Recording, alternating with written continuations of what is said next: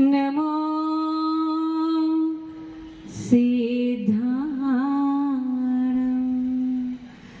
नमो आयर्याणं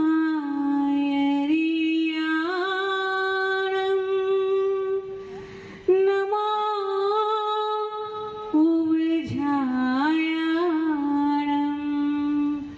नमो लोये सव्यसाहुणं नमो सव्यसाहुणं। बोलिए पंचमेष्टि भगवान की, जोर से बोलिए। माना कि हम संख्या में कम हैं, लेकिन हम में बहुत दम है ना? तो अपनी उस शक्ति का परिचय देंगे। बोले परम पूज्य वासंत नगरी 180 विमल सागर जी महाराज की, परम पूज्य तपस्वी सम्राट 180 संगमती सागर जी महाराज की। छिंदवाणी रस छलका रही मुस्कान तेरी दृढ़ मना, गुरु मंत्र श्रोत में घोलती आवाज में जादू भरा, आवाज में जादू भरा, मन की मेरी गहराई में जो है समाए आप हो, गुरुदेव मेरे शीश पर नित आपका ही हाथ हो। बोलिए परम राशन का जमन से सुंदर साई गुरुदेव की। ज्ञान ध्यान तप चारित्रिक को जो जन्म देती, ऐसी जिनवाणी माँ को मेरा सुप्रणाम है। ज्ञान ध्यान तप चारित्रिक को जो जन्म देती, ऐसी जिनवाणी माँ को मेरा सुप्रणाम है। धीर वीर आवावान जो बनती ज्योतिर्मान, ऐसी जिन देवी की प्रिया को सुप्रणाम है। मान सम्मान करना सिखाती गुरुओं का, मान सम्मान करना सिखाती गुरुओं का, ऐसी जिनवाणी माँ को मेरा सब प्रणाम है। ओंकार रूप और सन्मति रूप है जो, ऐसी जिन देवी की प्रिया को सो प्रणाम है, ऐसी जिन देवी की प्रिया को सो प्रणाम है। बोले द्वादशांग जिनवाणी माता की। मंचासीनाचार्य भगवंत एवं समस्त साधु वृंद के चरणों में मेरा कोट से नमन वंदन। बोले समस्त आचार्य संघ की। आचार्य भगवान उमा स्वामी देव ने तत्वांश सूत्र के 8वें अध्याय में 8वें सूत्र में सूत्र दिया सदसत वेदी। 8 प्रकार के कर्म हैं। उन 8 प्रकार के कर्मों में 4 घातीय कर्म हैं और 4 अघातीय कर्म हैं। उन अघातीय कर्मों में से एक वेदनीय नाम का भी कर्म है। वे कर्म क्या करता है? वह कर्म सुख दुख की सामग्री को उपलब्ध कराता है। किसको उपलब्ध कराता है? सुख के साधनों को, दुख के साधनों को उपलब्ध कराता है। वे निमित्त मात्र है, केवल सामग्री को उत्पन्न करा रहा है, सामग्री को जुटा रहा है मात्र। अब क्या?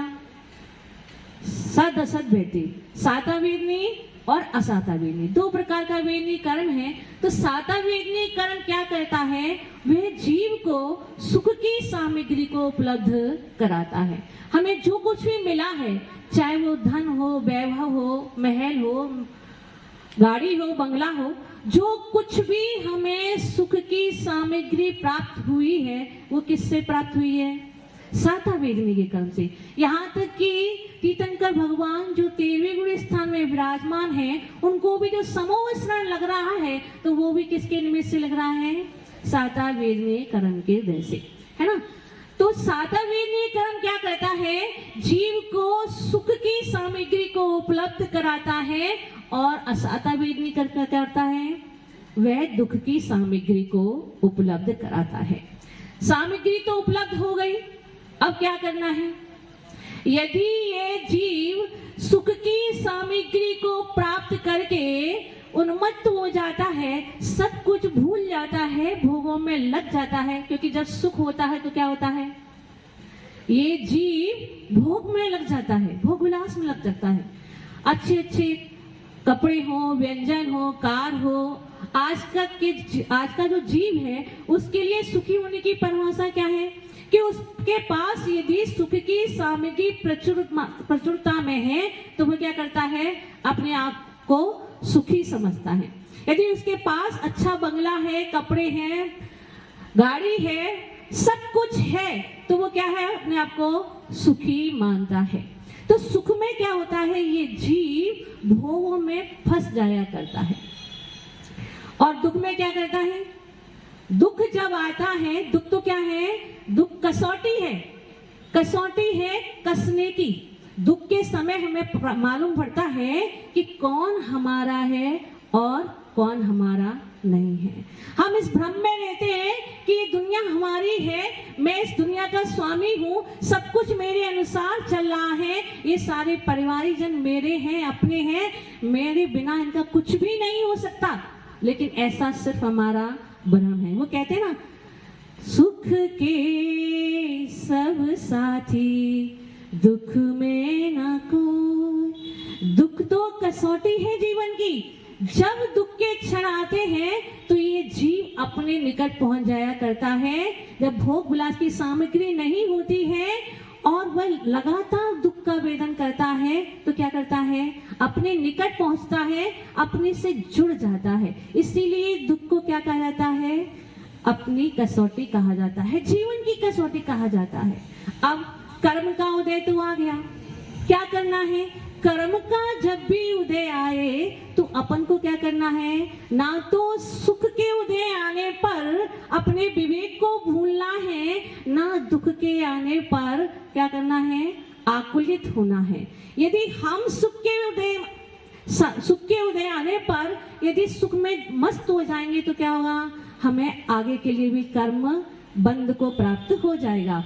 और यदि हम दुख के आने पर संक्लेशता करते हैं, आकुलित होते हैं, तो भी वह कर्म आगे के लिए बन जाएगा। इस प्रकार से ये जीव निरंतर कर्म बंध के उसमें साकल में फंसता हुआ संसार में परिभ्रमण करता रहेगा। तो क्या करना है? जब भी सुख का वेदन हो और या दुख का वेदन हो तो क्या करना है? समता को रखना है ना। देखो, ये जीव जब दुख की विपत्ति आती है, जब दुख के क्षण आते हैं तो जीवन में उसका कोई भी नहीं रहता। हम सब जानते हैं अंजना को। अंजना किसकी पुत्री थी? राजा महेंद्र की पुत्री थी। राज परिवार में जन्म लिया, सब कुछ उसे प्राप्त हुआ और जो पवनंजय थे वो उससे मिलने के लिए इतने आकुलित हो गए, उत्कंठित हो गए कि 2 दिन का भी इंतजार नहीं कर सके और मिलने के लिए अंजना से पहुंच गए। वहां जाकर जो भी स्टोरी है आपको पता ही है, लेकिन मैं आपसे इतना कहना चाहती हूँ कि जब दुख की घड़ी आई अंजना के जीवन में तो क्या हुआ?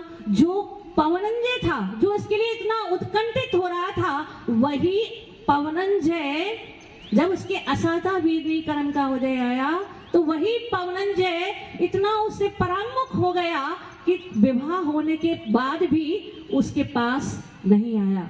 अब आप सोचो, जिसकी नई नई शादी हुई है, जो राजकुमारी है, अत्यंत सुख में पली बड़ी है और विवाह के पहली क्षण में ही यदि उसका पति उससे मिलने के लिए नहीं आया, उससे बातचीत नहीं की, उसके साथ में नहीं रहा, तो उसके मन पर क्या बीती होगी? हमारे पास छोटी छोटी आपत्ति आती है, हम व्याकुलित हो जाते हैं, उत्कंठित हो जाते हैं, रोने लगते हैं, है ना। उसके मन पर क्या बीती होगी कि प्रथम मिलन की प्रथम घड़ी आई है, प्रथम बेला है, ऐसी उस बेला में भी उस पवनंजय ने उसका साथ नहीं दिया। और कब तक नहीं दिया? 22 वर्ष तक उस पवनंजय को उसकी याद नहीं आई। और फिर जब आई भी तो एक रात्रि के लिए आई और पुनः उससे वियोग हो गया, है ना। दुख के क्षण जीवन में आ चुके थे और उस दुख की क्षण में क्या किया, ससुराल वालों ने घर से बाहर निकाल दिया। उन्होंने क्या कहा कि जिसको हमारे पुत्र ने देखा ही नहीं है वह कैसे उसके पुत्र की माँ हो सकती है, उसकी संतान की माँ हो सकती है। घर से निष्कासित कर दिया। और जिनके घर में उसने जन्म लिया था, ऐसे राजा महेंद्र ने भी अपने राज दरबार में ढिंढोरी पिटवा दी। कोई भी यदि अंजना का नाम लेते हुए पाया जाएगा तो उसको राज से निष्कासित कर दिया जाएगा। दुख जीवन में आ चुका था, वो दुख से व्याकुल हो रही थी और जो परिवारी जन उसे अपने लग रहे थे वह भी उसके साथ में नहीं थे। उस दुख का वेदन उसको स्वयं ही करना पड़ा, है ना। तो दुख जब आता है तो हमें संसार का परिज्ञान कराता है, हमें अपने संबंधों की पहचान कराता है कि जिनके साथ में रहकर हम अपने जीवन को नष्ट कर रहे हैं, जिनके लिए हम अपना जीवन अर्पित कर रहे हैं, ऐसे परिवारी जन भी हमारे नहीं है। और जो ये संपत्ति है, जो ऐश्वर्य है, जो कुछ भी हमें पुण्य के उदय से मिल गया है, वह भी शाश्वत रहने वाला नहीं है। ना जाने ऐसा कौन सा पल हो जब जो कोई भूमि वाला है, जो कोई भूमिपति है, वो भी क्या होता है, करोड़पति बन जाता है। और करोड़पति भी एक क्षण में क्या रोड़पति बन जाया करता है। तो दुख और सुख तो जीवन में हमेशा आते ही रहते हैं। तो जब दुख का समय आए तो घबराना नहीं, समता का भाव रखना, सोचना ये कर्म तो मैंने ही किए थे, किसी और ने नहीं किए थे। मैं अपने ही कर्मों को भोग रहा हूँ। कोई भी मुझे ना तो सुख देने वाला है और ना कोई मुझे दुखी कर सकता है। ऐसा जब आप चिंतन अपने में करेंगे, अपने चिंतन को मजबूत करेंगे, तो क्या होगा, आप नवीन कर्म से बच जाएंगे, है ना। क्योंकि दुख में जीव अपने बिल्कुल करीब होता है।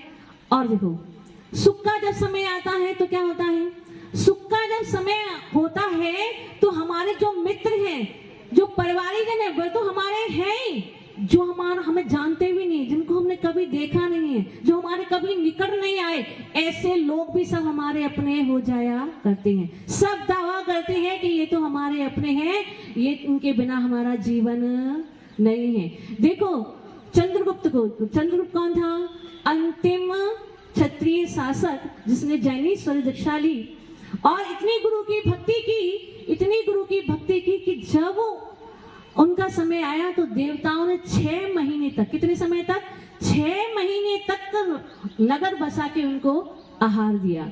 श्री कृष्ण का जन्म कहाँ पर हुआ, कारागार में हुआ। और उनके जो पिता वसुदेव थे, उनको भी उनके बैरियों ने ले जाकर कितनी बार उनको छोड़ा, बाहर फेंक दिया, लेकिन वो जहां जहां गए वहां उनको लाभ की प्राप्ति हुई।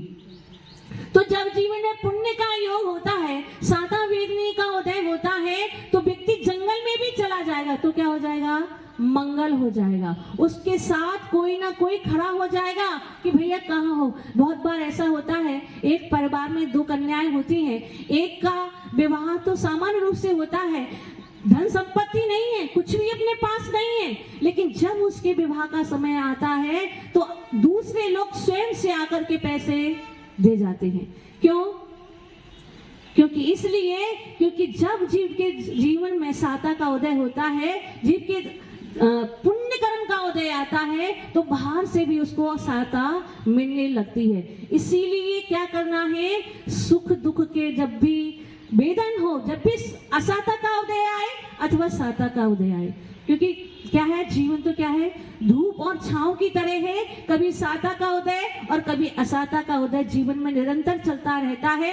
कभी धूप है, कभी छांव है, कभी सुख का वेदन है तो कभी दुख की अनुभूति है। इन सुख दुख की अनुभूतियों में स्वयं को भूलना नहीं, स्वयं को जागृत रखना और सोचना, ये तो मेरे ही अपने कर्म हैं। कभी सुख मिल रहा है तो कभी दुख मिल रहा है, और उस सुख दुख की घड़ियों में अपने समता भाव को बनाए रखना, तो क्या होगा, आगे के लिए नवीन कर्म बंद नहीं होगा और उसी वेदनी कर्म के उदय में यदि मोहनी कर्म को भी हमने आसक्त ले लिया तो क्या होगा, हमें अनंत समय तक संसार में कर्मों को भोगना पड़ेगा और हमें संसार में भटकते रहेंगे। इसलिए सुख दुख की श्रृंखला को तोड़ें, अपने आप को जोड़ें, अपने आप को समझने का प्रयास करें, इसी से हमारे जीवन से मुक्ति हो सकती है। आइए पूज्य गुरुदेव के चरण के पावन उपदेश को सुनकर हम अपनी आत्म चेतना को झंकृत करें और लगातार चिंतन मनन करें, जिनसे हमारे कर्मों में, हमारे जीवन में इन दुखों से, इन कर्मों से मुक्ति हो जाए। बोले परम पूज्य आचार्य वंशी सुंदर सागर जी गुरुदेव की जय। बोले